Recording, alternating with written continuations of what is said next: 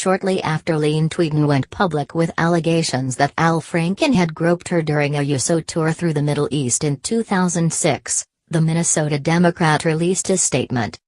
"I certainly don't remember the rehearsal for the skit in the same way, but I send my sincerest apologies to Leeann," said Franken. "As to the photo, it was clearly intended to be funny but wasn't. I shouldn't have done it." The picture, Tweeden appears to be asleep in the photo, to which Franken refers as this one. No matter what your political affiliation, you have to see how inadequate Franken's first apology is.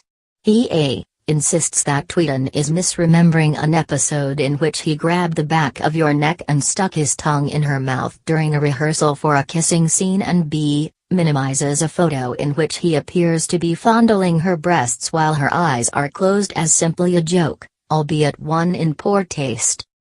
Guy Cecil, the former head of the Democratic Senatorial Campaign Committee and now the boss of a leading Democratic super PAC, voiced his frustration with the inadequacy of Franken's apology on Twitter. "That was not an apology and was an insufficient response to serious allegations," Cecil tweeted. "Franken must be held accountable if our party wants to live up to our commitment to women and girls." Franken, sensing that he had made the situation worse, not better, with his apology, issued an actual apology hours after this first attempt. Here's the key bit. "The first thing I want to do is apologize, to Leeann, to everyone else who was part of that tour, to everyone who has worked for me, to everyone I represent, and to everyone who counts on me to be an ally and supporter and champion of women. There's more I want to say, but the first and most important thing, and if it's the only thing you care to hear, that's fine, is, I'm sorry." Which is fine. And good. Worth noting, Franken's second apology wasn't a mea culpa. He reiterated that he didn't remember the rehearsals for the skit in the same way that Tweeden did. But, it doesn't make up for Franken's first apology. Here's why. Franken's first apology was his knee-jerk reaction, his instinctual response. And that response was to, in essence, say this: "I don't remember doing anything wrong, but, hey, if I did, I'm a comedian. It might have been a bad joke, but it was a joke." What that signals to me is that Franken, at least initially, didn't really get it.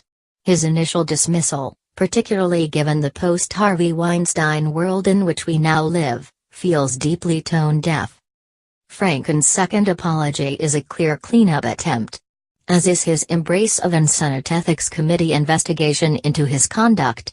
What Franken is trying to do here is buy himself some time under the belief that time passing will take away from the heat around the issue right now. It might work. After all, the current resident of the White House weathered a series of sexual harassment allegations last fall and still wound up winning.